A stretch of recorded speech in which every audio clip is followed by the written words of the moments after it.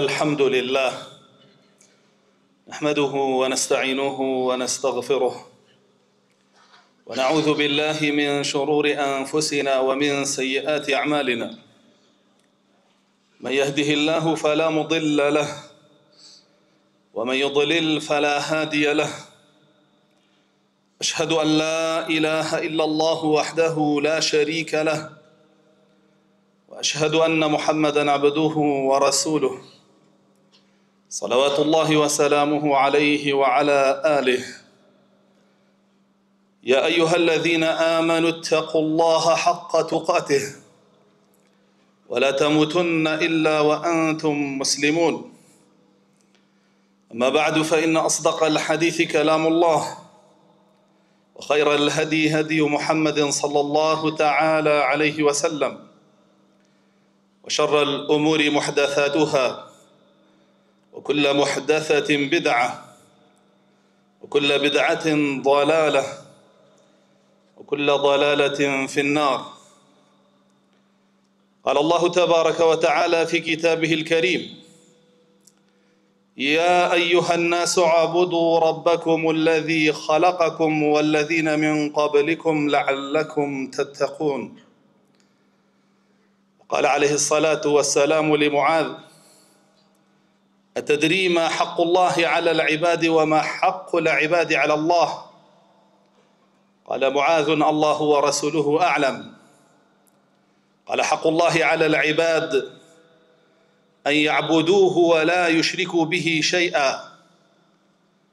وحق الناس على الله أن لا يعذب من لا يشرك به شيئا. بران وخشكاني بريز بشتواني الله سبحانه وتعالى أتينا خزمتي زنجيل بابتك لجيرنا ونشاني عباد الرحمن، بندكاني الرحمن. چکە بەڕاستی گرنگە لەمڕۆیە ئینسان خۆی بدۆزێتەوە و بزانێ بەندەی کێ و بەندایەتی بۆ کێیەکە و چۆن بیکە و چۆن سنوور نەبەزێنێ و ئەو بەندایەتیە بپارێزێ. و گرنگیشە ئینسانی مسلمان بەندەکانی ڕەحمان بناسێتەوە، هاوڵیان بکات، دۆستایەتیان بکات، پشتیوانیان بکا و خۆشی بوێن و سەریان بخا. و لە هەمان کاتیشە بەندەکانی غەیری ئەڕەحمان کە بەندەی تاغوتەکانن، بەندەی خواوەندە بەتاڵەکانن، بەندەی ئەربابەکانن و بەندەی شەیاطینەکانی جن و ئینسن و بەندەی هەوا و ئارەزوەکانیانن، ئەوانش بناسێت. هەتا وەکو ئەگەر ئەهلی هیدایەت بوون دەعوایان بکا و بانگەوازیان بکا بۆ ڕێگای ڕاست. ئەگەر ئەهلی دژایەتیش بوون لێیان بەری بێ و ڕقی لێیان بێ و خۆشی نەوێن و بوو هەم بە هەر شێوەیەکی شتوانی ئەویش دژایەتیان بکات، هەتا وەکو ببێتە سەرخەری دینەکەی ڕەحمان و سەرخەری بەندەکانی ئەڕەحمان. سەرەتا پێویستە بزانین یەکەمین واجب لەسەر هەموو عەبدەکان و لەسەر هەموو ئینسانەکان بەگشتی واجبی عەبدایەتیە بۆ ئەڵڵا سوبحانەه وتەعالا بەتەنها. و ئەبێ ئەوە دوا شتیش بێ کە ئینسان لەسەری دەرچێ، بەبێ ئەوە تۆ بە عەبدی ئەڕەحمان حساب ناکرێ و بەبێ ئەوەش دەربچی لەم ژیانی دنیایەیە تۆ بە جەهەنەمە ڕۆی. و زانایانمانە فەرموون گەورەترین قاعیدە لە عەبدایەتی کردنە بۆ ئەڕەحمان بریتیە لەوەی کە بزانی التەوحید ئەوەل واجب وآخر واجب. پەرستنی ئەڵڵا بەتەنها، بەندایەتی و عەبدایەتی بۆ ئەڵڵا بەتەنها یەکەمین واجبە لەسەرێ لەم دنیایە و ئاخر واجبیشە لەسەرێ لەم دنیایە. وبینی الله سبحانه وتعالى لقرآن فرمي: يا أيها الناس أي خلقين هرهمتان بقشتي واعبدوا ربكم. إمام ابن عباس فرمي وحدوا ربكم بالعبادة والطاعة. وكو إمام الطبري جارته ولي لقى الإمام ابن أبي حاتم فرمي الله سبحانه وتعالى فرمي خلقنا وتوحيدي الله سبحانه وتعالى لأخوتنا رابقين وبرباي بكن وكاري بيبكن لتشي وشيا لعبادة طاعته وتبرست شكانت هرهمي بو الله سبحانه وتعالى نبشي نفسي خوتي تيابه نبشي هيج مخلوقي كي تريشي تيابه هموي خالصا هالف تبكي بو الله أو عبادتاني كأيكي باشان فرمي بالطاعة. والطاعة هو فعل المأمور وترك المحظور. إطاعة كردني الله بريتيا لجي كردني فرمانكاني وخو باراستن لقدغكاني. ئەگەر تۆ لەم ژیانەی دنیاتا هەست بەوە ئەکەی کە تۆ لەژێر فەرمانی ئەڵڵایایی نابێ لێی دەربچی و تۆ الله سبحانه وتعالى قەدەغەکراوی هەیە نابێ ئەنجامی بدەی ئەوە تۆ حەقیقەتی عوبودیەتی ئەڵڵات لە خۆتا هێناوەتە بوون. پێشەوەی بچمە سەر آياتكاني سورة فرقان كباسي عباد الرحمنك قرنق بلام وكتو بزاني حقيقتي عباد الرحمن لتشي ودس بيك وأساسي بون ببندي الرحمن تشي بريتيالا توحيد جوكو ابن عباس فرموي همو برستنا كان بو الله بي وفرمانو قدغش بزلو ورقري ويقر برستني كربو غيري الله تو مشركي تو عبادتي الله نكردو بحق بتنها وأجر قد غو فرماني شور قرد لغير الله دي سانتوهر مشركي أو الله بتنها نبرستوا والله بتنها إطاعة نكردو. ابن عباس رحمة الله إليه فرمه هرشي أمرك لقرآن بعبادته هاتبه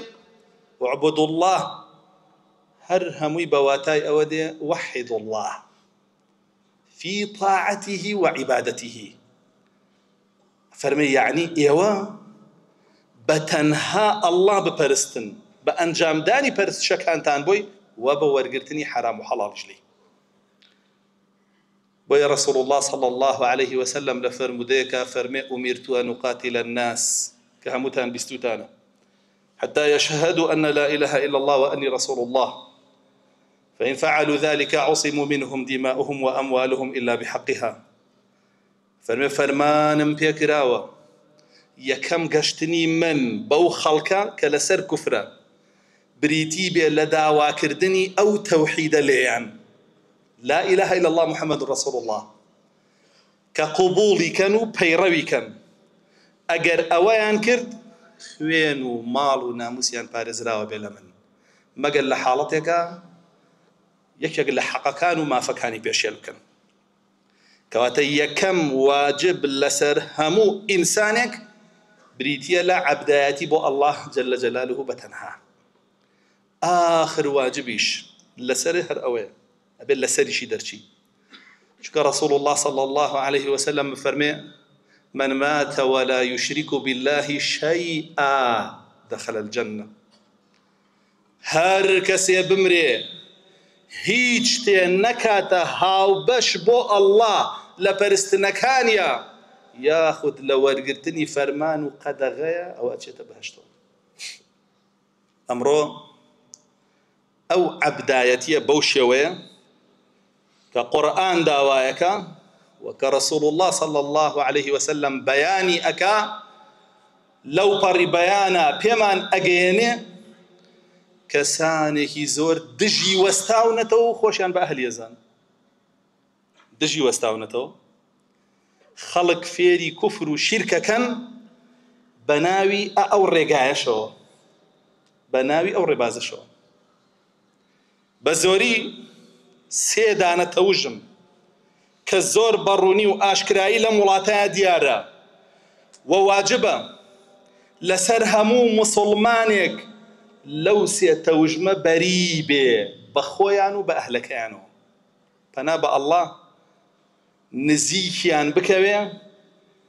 هەمان حسابی ئەوانی بۆ ئەکرێ لە لای ئەڵڵا جەلە جەلالوه و لە لای هەر کەسێکیش کە ئەهلی تەوحیدە. تەوژمی یەکەمیان بریتیە لە تەوژمی ئەوانەی کە غەیری ئەڵڵا ئەپەرستن. ئیتر قەبرە،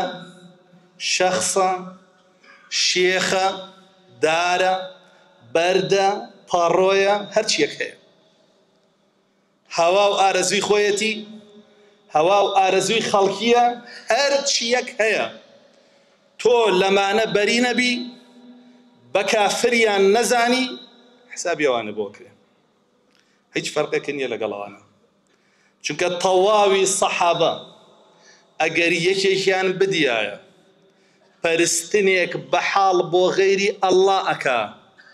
حسابی موشریکیان بۆ کرد. ئەو تەوژمە ئەمڕۆ لە ناومانە هەیە. بگرە نەک وەکو دیاردەیەک هەیە، بەڵکو بانگخوازی هەیە، بەڵکو مینبەری بەدەسەوەیە، میحرابی بەدەسەوەیە، کەناڵی هەیە، بەڵکو کوفری جیهانیش پشتگیری ئەکاو لە پشتیەوەیەتی. خۆتان بڕۆن تەقریرەکەی دەستگای ڕاندی ئەمریکی بخوێننەوە کە گەورەترین دەستگای ئیستیخباراتی هەموو جیهانە، ئەمانەی ناوناوە موسڵمانە کەلتوریەکان ئەبێ پشتگیریان بکەین. ئەو ئیسلامە بۆ ئێمە باشە، چکە ئەوان قەبرە پەرستن لە خۆمانەوە فێری بوون. لە کێوە فێری قەبر پەرستی بوون؟ لە گاور و جوولەکەوە. رسول الله صلى الله عليه وسلم فرمي لعنتي الله لا يهود ونصارى بو أما لسر مرقا فرمي اتخذوا قبور أنبيائهم لروايات ترى وصلحائهم مساجد. لعنتي الله يان ليبي قوري بيغمر كان يانو بياو شاكا كان يان كرد مزقوت وعبادتي أنت يا كرد إبو يدزقاي رندو عبادتي بيا شاكا أو توجمي بيا باشا بۆیە خۆی ئەزانێ کە ڕێبازی خۆیەتی و پێشی خۆشە ئەوانە بچنە سەری. تەوژمی دووەم کە بە هەمان شێوە زۆر بەڕوونی و ئاشکرایی دژی ئەم تەوحیدەی ئەڵڵایە کە تۆ واجبە لەسەر لێبەری بی و لە شوێن کەوتەکانی بریتیە لە تەوژمی دیموکراسی خوازەکان کە دیمۆس کراتۆس وشەیەکی یۆنانیە بە معنای حکمی زۆرینە دێ، یعنی حەڵاڵ و حەرام با زۆرینەی خەڵک بۆم داڕێژێ. بەچی دایڕێژێ؟ بە عیبادەتێک کە پێی ئەوترێ بەنگدان. بۆ عیبادەتە بەچی ئەکرێ؟ بە پەنجەی شایەتومان ئەکرێ، ئەبێ ڕەشی کەی بۆی، قوبوڵی کەی بۆی، ئەو کۆ ببێتەوە لە ناو مەعبەدێکە کە پێی ئەوترێ کوفر لەمان، لەوێ حرام و حەڵاڵە بۆ داڕێژێ. ئەمە تەوژمی دووەمە کە تۆ ئەبێ دوور بی لێی، چونکە تۆ ئەڕۆی بە پەنجەی شاهەدومانە شایەتیە دەی بۆ ئەو شەخصە کە ڕازیت ئەو حرام و حەڵاڵە بۆ داڕێژێ لەگەڵ ئەڵڵایە، کە ئەوەش کوفرە. چونکە ئەڵڵا سبحانه وتعالى فەرمێ ولا يشرك في حكمه أحدا، رازی نییە کەس لە حکمەکەیە شەریکی بۆ بڕیار بدە. تۆ ئەم تەوژمە ئەم سیستمە کە قوبوڵی ئەەکەی حکمی زۆرینە با ئەڵڵاش بپەرستی، یعنی من رازیم لەگەڵ ئەڵڵایە زۆرینە حرام و حەڵاڵم بۆ دیاریکە، ئەوە ئەتکاتە موشریک. تۆ ئەبێ بەس بە حرام و حەڵاڵی ئەڵڵا رازی بی، هیچ بڕووبیانویەکیش ناخوا بۆ ئەوەی تۆ کوفر کەی، بۆ ئەوەی تۆ شیرک کەی، حرام و حەڵاڵ لە غەیری ئەڵڵا وەرگری. ئەمە تەوژمی دیموکراسیە کە تۆ واجبە لەسەر لێی بەریبی وە لە ئەهلەکەشی. تەوژمی سێم پێوترێت تەوژمی تاغوت پەرستی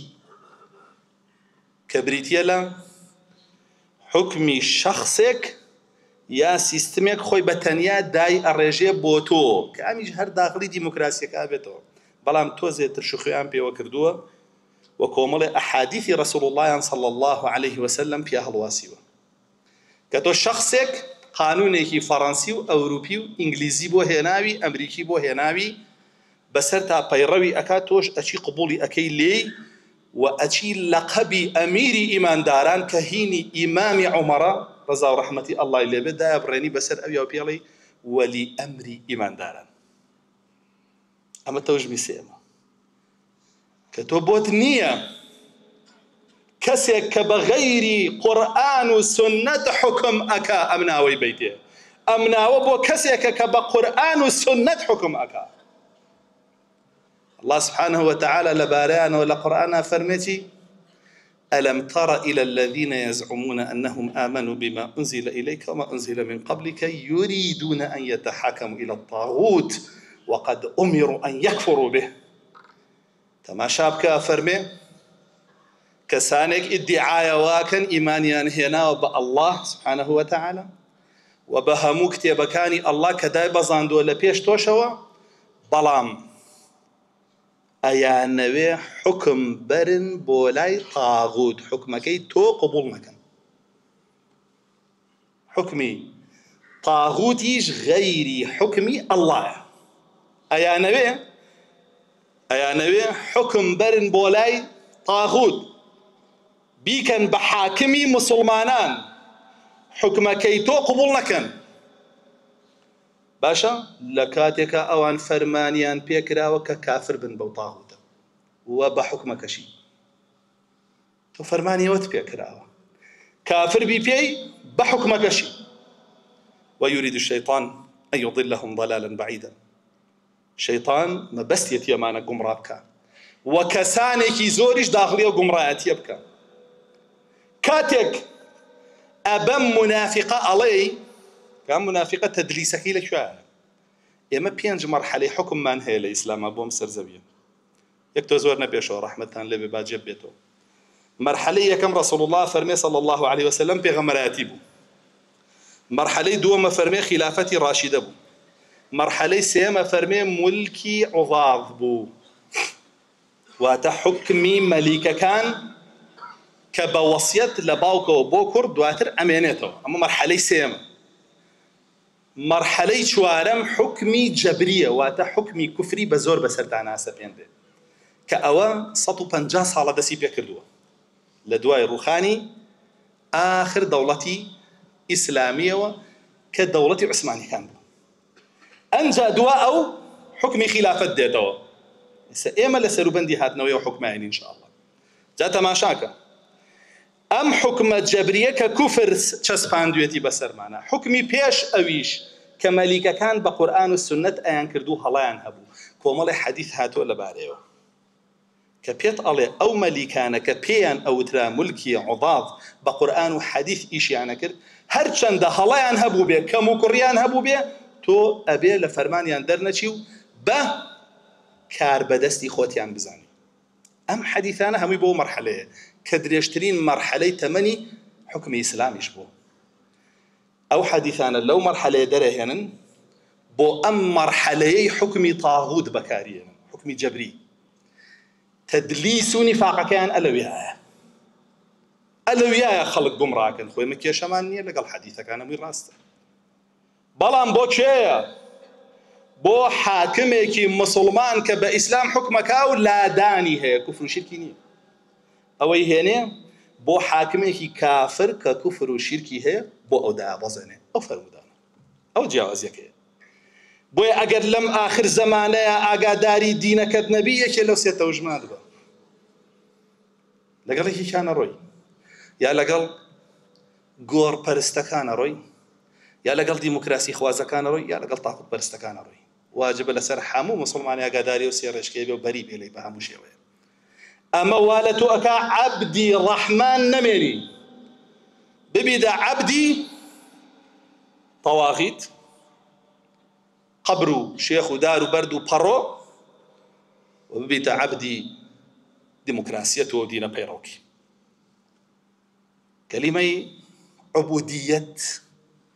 لزمانوانية زانال ما نفرمون هو التذلل والافتقار. بنداتي كردن لزمانوانية بريتيلا دربريني الزليلي ولاوازي وكروزانا وبو الله سبحانه وتعالى. خود بفقير بزاني بو هرشتك للاين الله بيتا بخشبه وقورترين شدك أبيتو خود بفقير بزاني بويك للاين الله بيت بدري قورترين نعمة إسلامتية دينك يدي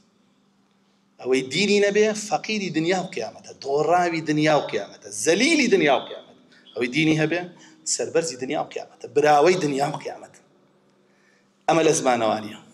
لاصطلاح زانانا فرمون العبودية عبدايتي كردني الله بريتيلا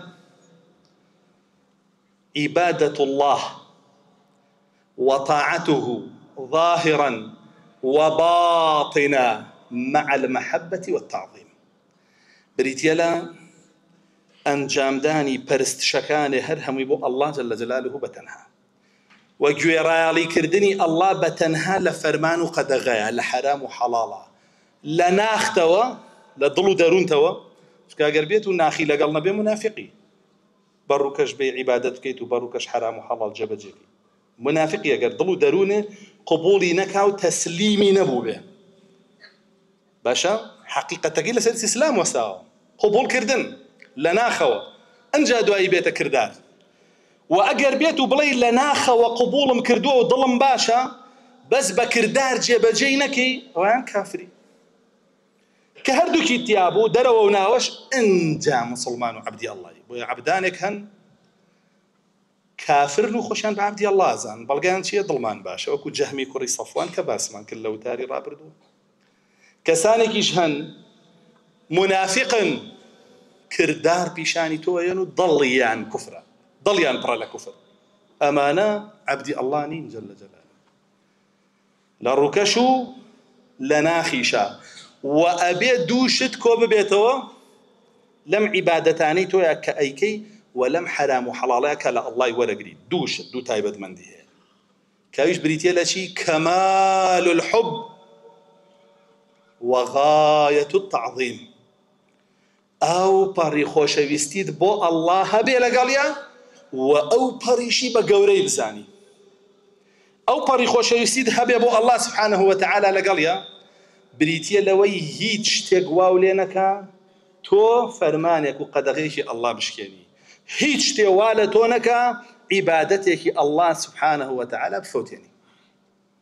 ئەمڕۆ تۆزێ خەوات لێکە عیبادەت بفەوتێنی تۆزێ پارەوات لێکە عیبادەت بفەوتێنی تۆزێ ترس واو لێکە حرام و حەڵاڵ هەمووی تێک بدەی بەسەر یەکە تۆزێ بەرژەوەندی خۆت وات لێ ئەکا پەرستش و حرام و حەڵاڵیش واز لێ بێنی ئاگادار بە زۆر کەس ئەلەم سنوورە لای داوە و زۆر کەس ئەو بنەما گەورەی عیبادەتی تێک شکاندووە کە تێک شکاندنی بریتیە لە شکاندنی عبودیەتەکەت و نەهێشتنی و عبودیەت بۆ الله سبحانه وتعالى بەو شێوەیە ئەو پەڕی سەربەرزی و گەورەیە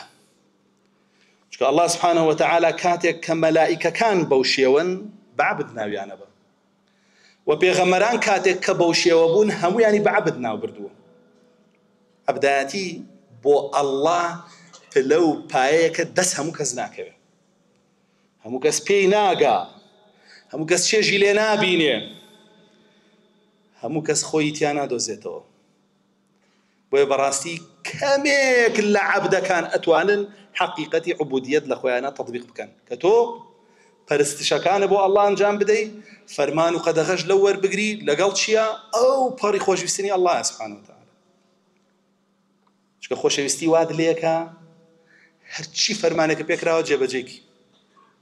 خۆشەویستی وات لێکە سەنگی خۆت بنێی بە شیر و تیرەوە بۆ سەرخستنی دینەکەت خۆشەویستی الله وات لێکە کە گەشتیشەوە پێی وەکو عەبدوڵڵای کوڕی حیرام کە گەشتەوە بە الله جل جلاله بە شەهیدی الله سبحانه وتعالى فەرمی چیت پێ بۆ بکەم وتی بمگێڕەرەوە بۆ دنیا با چەند جاری کاوە لە پێناوی دینەکە تا شەهید بم ئەوە خۆشەویستی الله ئەبێ ئاوا بێ بگەیتەوە پلێ بەوانە ئەم دینە سەرکەوت بەوانە حەقیقەتی عوبودیەت فێری خەڵکی کرا و خەڵکی توانی پەیڕەوی بکا و لێی تێبگا بە ئێمە بەمانەی ئێستا هەر دینە دواوە هەر خراپترە بین زۆرێک لە خەڵکی بچووکترین فەرمانی ئەڵڵا کە لە جسمی خۆیەتی جسمی خۆی سەری خۆمە جەستەی خۆمە ناتوانێت پەیڕەوی جلو بەرگێک سەر و ڕیشێ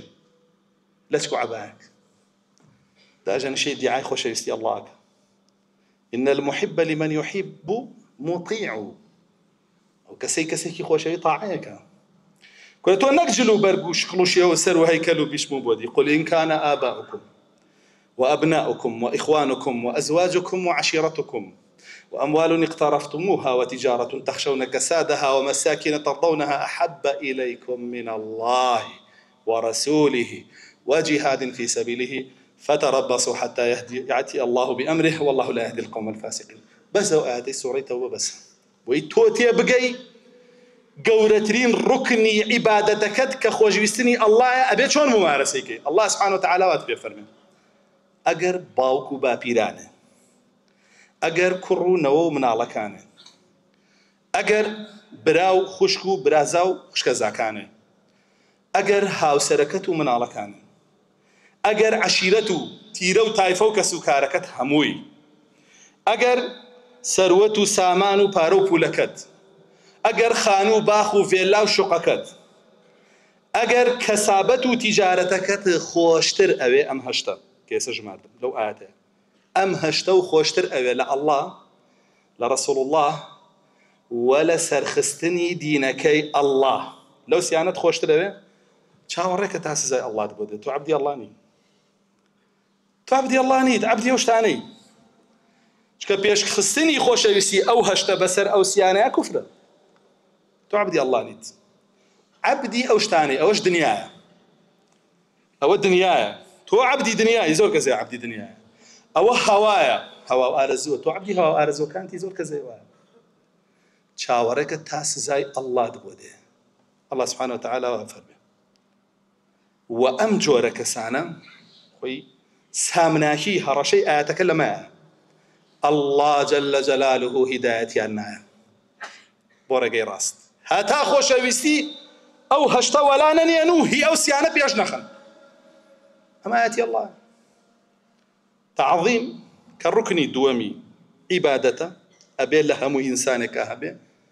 بریتیە لە بە گەورەزانینی ئەڵڵا سوبحانە وتەعالا ئەزانن قوڕەیش ناوێکی ئەڵڵایان ڕەت کردەوە دانیان پیانەنا ناوی ئەڕەحمان الله جل جلاله آياتي دابزان فرمي وما قدر الله حق قدره أمانة تعظيم الله لا نية مشركان تقديري الله لا نية ريز وشخو قوري وعظمتي الله نا بارزنا مشركان لكاتك والأرض جميعا قبضته يوم القيامة والسماوات مطويات بيمينه سبحانه وتعالى عما يشركون نزانيني قدر عظمتي الله شركة شركة شاهي أبو لهب وأبو جهل هي قوم نوح ما لكم لا ترجون لله وقارا إيوه بوشي لا الله ناترسن بودان بعظمتي أوانان بو توزينا قرنا ولا تاوان بو توزينا قرنا ولا كفر وشرك ونفاق وفسق وبدع بو هربرا وريرون كنا بو هر نايزان شلون بنايزاني چه جایب کەویتە ناوی کە منیش بێم یا کەسێکی تر بێ دەرەبێنێتەوە لێی ئینکاری بکەیت و بڵێ دەرنایەمەوە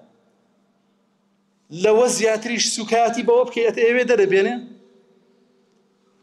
وەڵڵاهی ئەبوو لەهەب و ئەبوو جەهل و قەومی نوح و قەومی هەموو پێغەمبەران ئەوەیان کرد ئەڵڵا جەلە جەلاله لە ناوی بردن بە تەمای چیت جا ئەمە حەقیقەتی عوبودیەتە ئینسان کە توانی عیبادەت و طاعی بۆ ئەڵڵا بێ لەگەڵ خۆشەویستی و بە گەورەزانینە ئەوە ئەبێتە عەبدی ئەڵڵا یەک زەڕە تامی ئەو عەبدایەتیە بکە هەموو دنیا ناتوانێت لە سنگیا دەری بێنێ هەر ئەوەنەیە گەشتی بەو حەقیقەتە هەموو دنیا ناتوانێت لە سنگ تا دەری بێنێ. ئەگەر بگەی بەوەی کەسێ بی ئەڵڵات لە هەموو شتێ خۆشتر بوێ و لە هەموو کەسێکیش بە گەورەتر و عەزیمتری بزانی، سوێن بە ئەڵڵا ژیانێک ئەژیت ئەو ژیانەی کە ئیمامی ئیبن تەیمیای فەرموو ئەگەر بێت و کافرەکان بزان لە ناو دڵمانە چ گەوهەرێک هەیە سنگیان شەقە کردین و دڵیان لەتە کردین و دەریان هێنا بۆ خۆیان بەس نازان. بۆ چونکە تامی ئەو عوبودیەتیان نەکردووە و تەجروبەیان نەکردووە، ئەزمونیان نەکردووە چۆن ئینسان سەربەرزەکە، چۆن خۆشحاڵی ئەکا و چ ژیانێکی پێبەخشێ بۆ دنیا و دیراسەشی نەکردووە کە لە قورئان و سنەتا چ ژیانێکی پێبەخشێ بۆ قیامەتیش. ئاگادار بە سەر ئەنجامی هەر عیبادەتێکیش تەقوا لە تۆیە زیاد نەکە ئەو عیبادەتت کێشەیەکی تیا بۆ بۆیە. چونکە الله جل جلاله لە ئاەتەکە فەرمێ چی؟ واعبدوا ربكم الذي خلقكم ئێوەی خەلق کردووە والذین من قبلكم باو باپیرانیشتانی خەلق کردووە. مەزان ئاماژەی بۆچی تایە؟ یعنی نەڵێ باو باپیرانم وا بوو، نەڵێ ئەی فڵانە مەلا و فڵانە زانا و فڵانە عالم چی کردو چی وتو من دوای ئەوانەکەوم. الله سبحانه وتعالى بەدیهێنەری ئەوانیشە، تۆ ئەبێ بە قسەی ئەڵڵا کەی. ئەوەی لەوە هاتووە بە قوبوڵی کەیت و پەیڕەویکەی، هیچ شتێکی تر نییە جگەلەوە. چونکە کاتێک کە ڕەسوڵ الله صلی الله عليه وسلم داوای لێکردن موحید بن ئەوانە دێ باو باپیرانمان ئەی شێخەکانمان و مەلاکانمان نابێ قسێ بکەی، قسەی قوڕەیشە کە پێ وترا الله سبحانه وتعالى رسول الله صلى الله عليه وسلم وەری ئەگری و تەسلیمە بی و تەواو فەرمووی ئەم عیبادەتە بۆ بکەن لعلكم تتقون. و لعلە بۆ وجوبە ئەگەر ئێوە حەقی ئەو عیبادەتە بن و بە حەقیقەت عەبدی ئەڵڵا بن ئەوە ئێوە ئەگەنە پلەی متەقی. ئەو پلەیەش هی ئەو کەسانەیە بەهەشتیان بۆ دانراوە. چونکە الله سبحانه وتعالى لەبارەی بەهەشتەوە فەرمێ ئوعیدەت للمتەقین، بۆ ئەهلی تەقوا ئامادە کراوە. جاگەدار بە کە نوێژێکەکەی هیچ بەشێک لە پلەی تەقوات زیاد ناکە، باڵانسەکەی بەرز نابێتەوە. کە مانگێک بە ڕۆژوە بی کە 70 ساڵ نوێژەکەی هیچ لە تەقوا نەگۆڕاوە، هەروەک خۆتی هەرم ئینسانەی 70 ساڵ ڕۆژوەگری هیچێ نەگۆڕاوە هەرم ئینسانەی 400 ختمی قورئانە کردووە هەموویە لەبەرە هیچێ نەگۆڕاوە هەرم ئینسانەی 10 حەجێ کردووە 50 عەمرەت کردووە هەرم ئینسانەی هیچێ نەگۆڕاوە. ئەگەر نەیتەوە دووە خەڵک هێتەوە دووە وردەوردە هێتەوە دووە شتانێکی پەیڕەو کردووە لە خۆیان وردەوردە کەمیەکاتەوە نایکاوەش هێتەوە دووە. ئەوە معناوەیە تۆ عیبادەتەکانی خەلەلی تایە ئەسڵەن پێچێ وەریش نەگیرابێ چۆرهۆ پیایە. چونکە عیبادەت علامەتی وەرگرتنەکەی بریتیە لەوەی بدگەیەنێ بە پلەی تەقوا، بتگێڕێتەوە لە خراپە، بتگێڕێتەوە لە بەزاندنی سنوورەکانی ئەڵڵا و بتکاتە کەسێک بە حەق پەیڕەوی ڕێبازی ئەڵڵا بێ سبحانه وتعالى کە ناردوێتی. معاذی کوڕی جەبەل ڕەزا و ڕەحمەتی ئەڵڵای لێ بێ فەرمێ لە پشتی ڕەسوڵ الله وە سەرکەوت بووم لەسەر گوێ درێژێک. طبعا لێرە معاذ تەمەنیشی کەمە 8 ساڵانێکە. ئەفەرمێ ڕێمانە کرد لە ناو مەدینەیە بانگی کردم فەرمووی ئەی معاذ تم لەبەیک یا ڕەسوڵ الله. فەرمووی ئایا ئەزانی حەقی ئەڵڵا لەسەر عەبدەکانی چییە و حەقی عەبدەکانیش لەسەر ئەڵڵا چییە؟ کە تۆ بتێوە نەتوێ عەبدی ئەڵڵای بەدەست خۆ نیە. عەبدایەتی دوو جۆرە، جۆرێکیان پێوترێ قەهری، جۆرێکیان پێوترێ ئیختیاری. جۆرێکیان ڕێز و شخۆ و شەڕەفە، جۆرێکیشیان زەلیل بوون و تیاچوون و پێزەونی. ئەوەی کە ڕێز و شخۆ و شەڕەفە عەبدایەتی ئیختیاریە، خۆت هەڵیە بژێری و حەزەکەی عەبدی ئەڵڵا بی، شەریعەتەکەی قبوڵەکەی و لە ڕووی کەونیشەوە تەسلیمی قەدەرەکانیە بی. ئەمە عەبدایەتی اختیاری پێوترێ. تەسلیمی هەموو قەضا و قەدەرێکی ئەڵڵا ببە، فەرمان و قەدەخەشی لێ وەرگرە، جێبەجێی بکە، پەرستشەکانتی بۆ بکە. ئەمە عەبدایەتی اختیاریە، ئەمە ڕێز و شخۆ گەورەیە وەکو باسمان کرد. عەبدایەتی تر هەیە، عەبدایەتی جەبریە، ئەڵڵا جەل جەلالوه سەپاندوویتە بەسەرتا، هەر ئەبێ عەبد بی، ناتوانانی دەرچی لە سنوورەکەی. كبريتيا لا أويك الله جل جلاله لباري وفرمي إن كل من في السماوات والأرض إلا آتي الرحمن عبدا چی لە زەوی و ئاسمانەکانە بەدەست خۆی بێ وە کۆی باسمان کرد و بەدەست خۆشی نەبێ یعنی خۆی شەرعی قبول نییە دینی قبول نییە پەیڕەوی ناکە بەس هەر عەبدە هەر عەبدی ئەڵڵایە لە ڕووی کەونیەوە بە ناچاریە بێ هەر عەبد بێ دەی با نێڵێ بمرێ عەبد نەبێ دەی با نێڵێ نەخۆش نەکەوێ با نێڵێ برسی بێ با نێڵێ تووری بێ عەبد نەبێ بۆیە لە ڕووی کەونیەوە هەر عەبدە داتوانین دەرچێت لە سنووری عەبداتی باشە بۆ لە ڕووی شەرعیشەوە نابیتە عەبد بۆیە ئەو هەموو ڕێز و شکۆ سەرفرازیە بەدەست بێنی لەبەرەوەی کۆمەڵێک هۆکار هەن کە ئینشاءڵڵا لەو تاری داهاتوە باسییانەکەین جا فەرمێ چی ئەزانی حەقی ئەڵڵا بەسەر عەبدەکانیەوە چی ئەی معاذ فەرمی ئەڵڵا و ڕەسوولەکەی ئەزانن فەرمی حەقی ئەڵڵا بەسەر عەبدەکانیەوە بریتیە لەوەی کە ئەڵڵاه بەتەنها بپەرستن هیچ شتێ شەی هیچ شتێ نە مەلایکە نە پێغەمەران نە پیاوچاکان نە هیچ شتێ نەکەن بە شەریکی بەتەنها ئەڵڵا بپەرستن سبحانه وتعالى وحەقی عەبدەکانیش لەسەر ئەڵڵا ئەزانی چییە بریتیە لەوەی کە ئەگەر بێت و ئەوان بمرن و هیچ شەریکێکیان بۆ ئەڵڵا بڕیار نەدابێ هیچ شتێکیان نەپەرست بێ لە ئەڵڵا زیاتر فەرمێ ئەوە بیان خاتە ناو بەهەشتەوە سزایان نەدا بۆیە عەبدایەتی سەر ئەنجامەکەی بەهەشتە بۆ ئەڵڵا جەل جەلاله و بۆ غەیری ئەڵڵا سەر ئەنجامەکەی جەهەنەمە و تۆ عەبدایەتی لە ناختا دا سەپێنراوە دا چەقێنراوە ناتوانی دەریکەی ئەگەر عەبدی ئەڵڵانی عەبدی شتێکی تری ئەگەر عەبدی ئەڵڵانیت عەبدی شتێکی تری یەکێک لە هاوڵانە فەرمێ ئێمە لە جاهیلیەتە بەردمانە پەرست کام بەردە جوان بووە ئەوەمانە پەرست فەرمێ کە ئەچوین بۆ سەفەر بەردێکی جوانترمانە دۆزیەوە لەوەی خۆمان ئەو خوایەمان فڕەیە ئەمەی ترمانە پەرست ئەمە جوانتر بوو شکڵ و شێوەی ڕێک و پێکتر بوو وەکو چۆن ئەوانەی خۆشمان ئەمڕۆ سەرکردەیە پەرستێ حیزبێ پەرستێ کە پارو کولێرەکەی لێ بڕێە کەمەکە سەرکردەیەکی تریاڵە زیاترم پێ جوانترە شکڵ و شێوەی لەو حیزبەکەی ناوەکەی جوانترە قوەسترە ئەنجا چێتە پاڵەوە زەلام هەیە لەم کوردستانە لە ماوەی 30 ساڵە دە حیزبی گۆڕیوە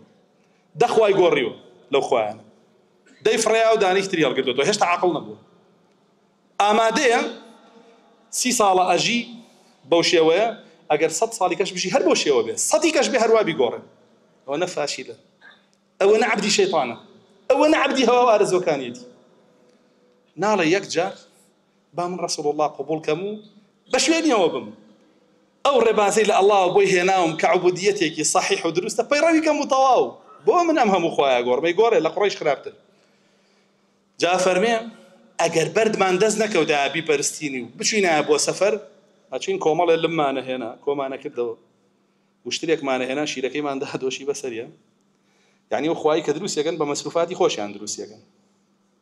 پارەی بۆ بن بۆی پشکیانە بێ هەر بە مەسروفاتی خۆیان خوا کە دروستەکەن ئەفەرمێ لمەکەمانە هێنا شیرەکەمان بەسەرا دۆشی تا خۆیەگر ئەنجا لەویا ئەو کۆمەڵە لمەمانە پەرست تا سەفەرمان لێ کرد بۆ شوێنێکی تر يعني أمانة همي هاتوا توخوا رسول الله صلى الله عليه وسلم ما جاي بيدا ولا فرموده أم بد برستيانة ديتو أنا وخلقي أم كفر شركة ديتو أنا وخلقي يا خلق هيجي ورنا قرتبو أشو الصنيانة بقول له أبوي هم شيء كبير عادي خوبه يعني أو خواي أي برستيا خوي دروسيا كا أو خواي أي برستيا خوي أي بارزة أو تصلاتي يجتكي كدير عقلي جنابه تا كارم لا الله سبحانه وتعالى أو شرف الرزبة هم من بخش وبعبدي خوي قبول بانكا والحمد لله رب العالمين.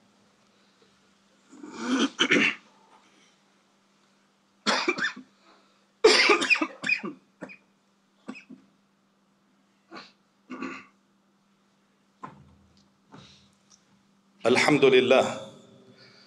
ثم الحمد لله وما توفيقي ولا اعتصامي إلا بالله عليه توكلت وإليه أنيب. اللهم صل على محمد وعلى آل محمد كما صليت على إبراهيم وعلى آل إبراهيم إنك حميد مجيد وبارك على محمد وعلى آل محمد كما باركت على إبراهيم وعلى آل إبراهيم في العالمين إنك حميد مجيد. قربيتو بوشيوي كباس ما كرت تو عبدي الله بي سبحانه وتعالى وأشيتا ليستي عباد الرحمن أشيتا ناو ليستي عباد الرحمن كيت خاتناوي منو أمو أو نات خينتا بتوانين دربينين الله سبحانه وتعالى خاتناوي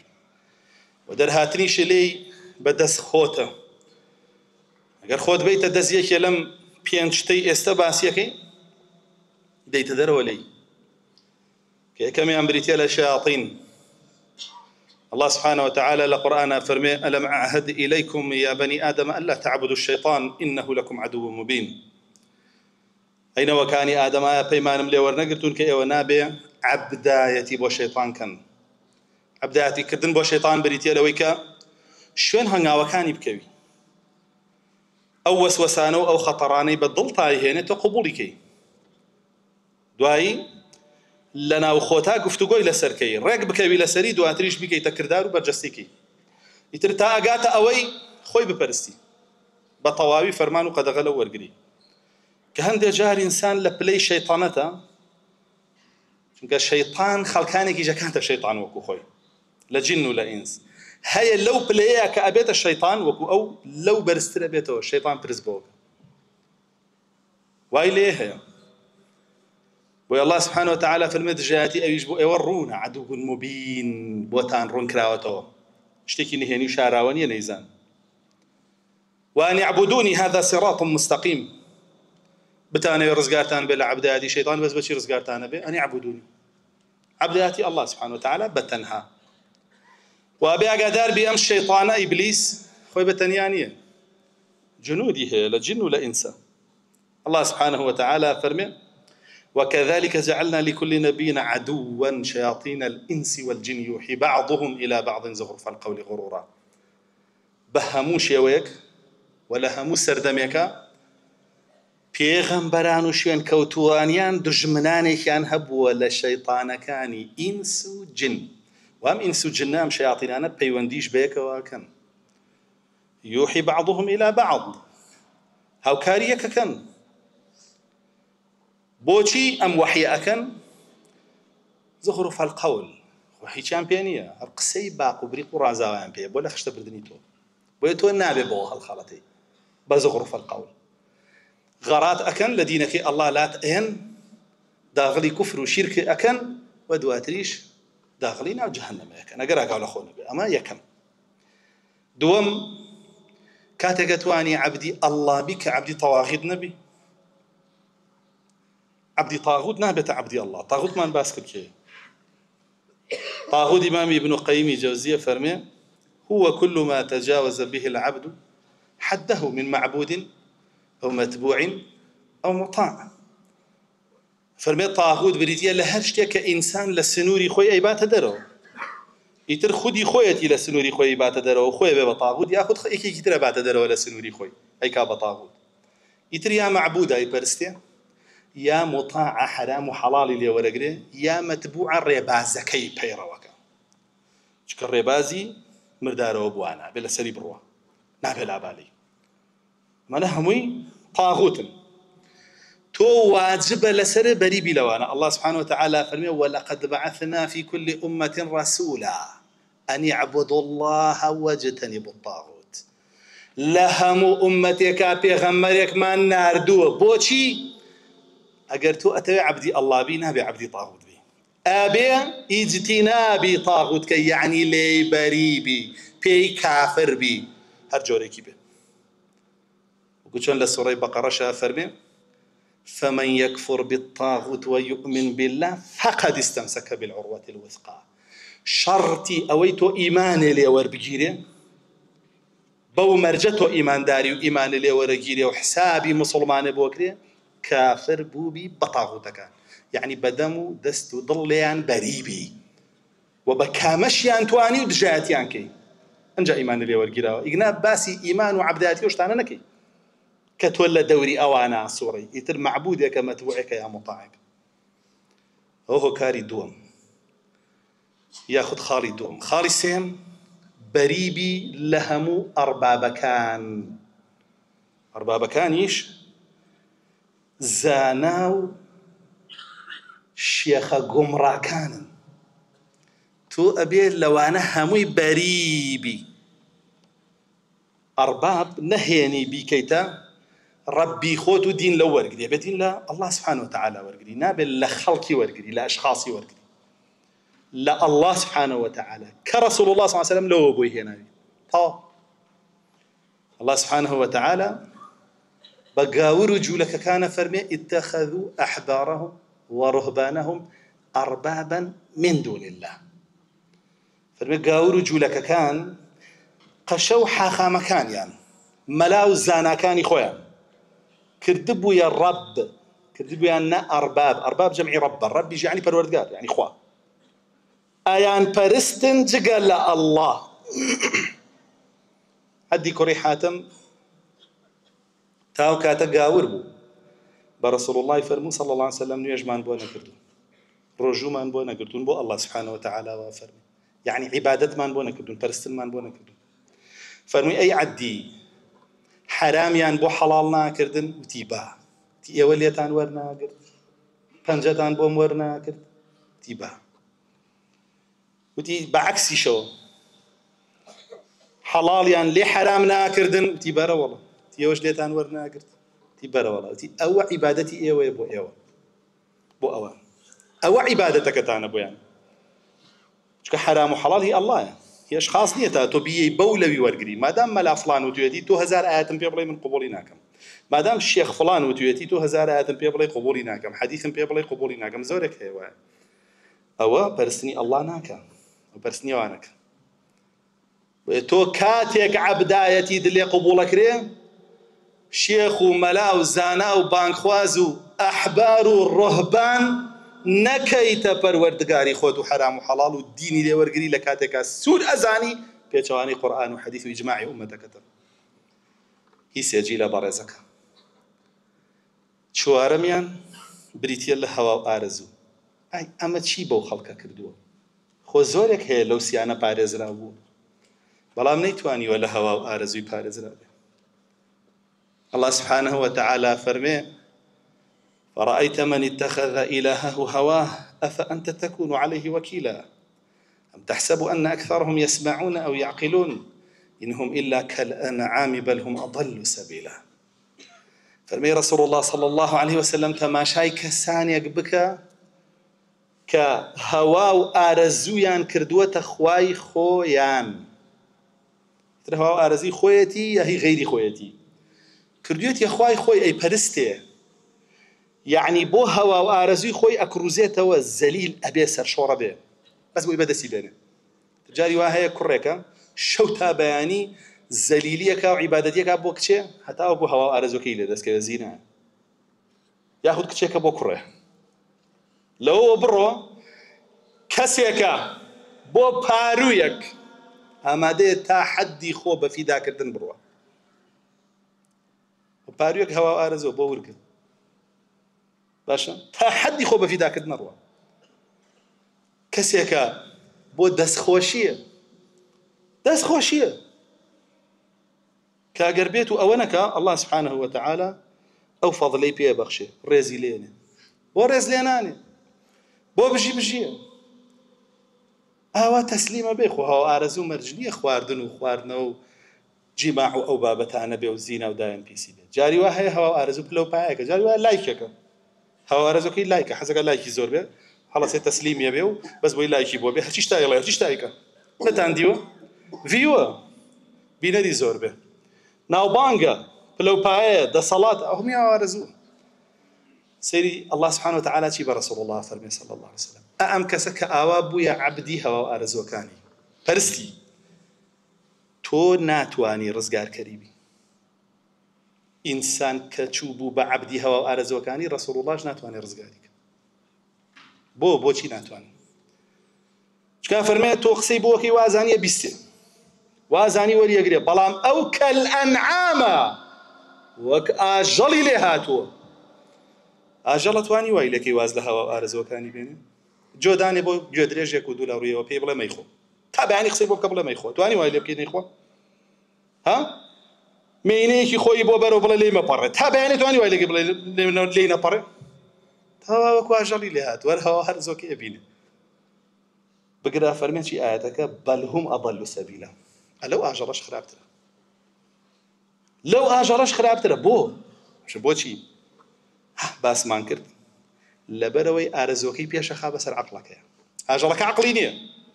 عەقڵی بۆیە باشە بوو بەس ئەم عەقڵیشی هەیە ئیلغای کردوێتەوە دوای ئارەزۆکەی کەوتووە ئەوە هەوا ئارەزوو خاڵی پێنجەم و کۆتایی بریتیە لە عەبدایەتیکردن بۆ دینار و دیرهەم کە هەندێک کەس و ئەزانێ هەرچی عەبدایەتی بوو کردی بۆ دینار و دیرهەم ئیترە بێ بەشت کە دینار و دیرهەمەکەی هەبوو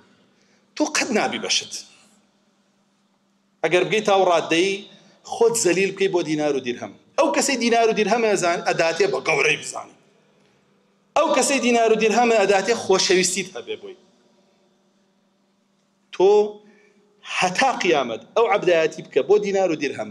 ئەگەر سەروەتی هەموو دنیاشە بەسەرا بڕژێ پێی نابی بە هیچ شتێ لەبەرەوەی ڕەسوڵ الله صلی الله عليه وسلم دوعای لێ کردوویت و خەبەریشی داوە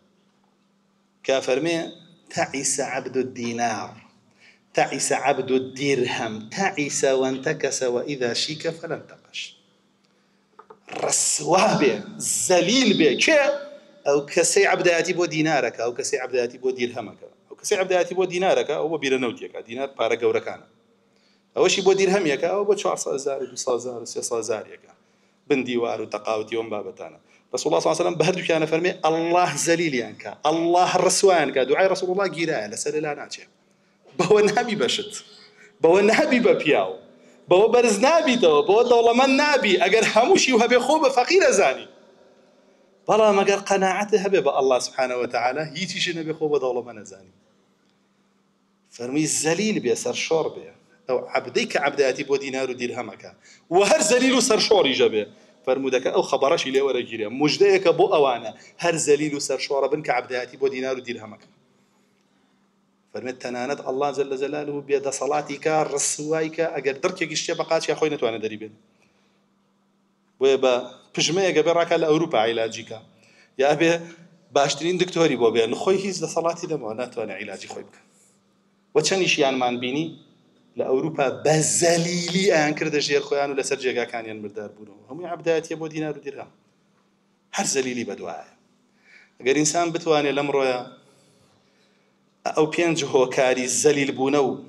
أو بينج هو كاري سلبي عبودية لأخويا أبكات درو ولا همان كاتيشا أو ركن شرط مرجاني باس ما أنكر بو عبودية لأخويا بينت دي أو إن شاء الله لعباد الرحمن كذا وكرم الله سبحانه وتعالى همومان بو عبداني خوي بجاره دا وكارم الله سبحانه وتعالى دجمناني عباد الرحمن زليل بك وعباد الرحمن سربرز وسرفرازي دنيا وقيامتك دا وكارم الله سبحانه وتعالى لمردو كان من خوش ببه دا وكارم الله سبحانه وتعالى شفاينا خوش كان من بدا بتايبدنا خوشانك زور داوي دعاء خيريان كردوا لايوه بشكم ان شاء الله امين يك بيته هويوي كتشاك ببنو دا وكارم الله سبحانه وتعالى شفاء بوبنير دا كارم الله جل جلاله بير كان من عاقبة بخير بجاره وجنج كان من صالح بك وهدايتي عن بدا ومن على كانش من صالح بك وهركس يق من علينية الله جل جلاله من علي صالح بيبخش ربنا آتنا في الدنيا حسنة وفي الآخرة حسنة وقنا عذاب النار ربنا لا تزغ قلوبنا بعد إذ هديتنا وهب لنا من لدنك رحمة إنك أنت الوهاب آمين أقول قولي هذا واستغفر الله لي ولكم وأقم الصلاة يرحمك الله. الله أكبر.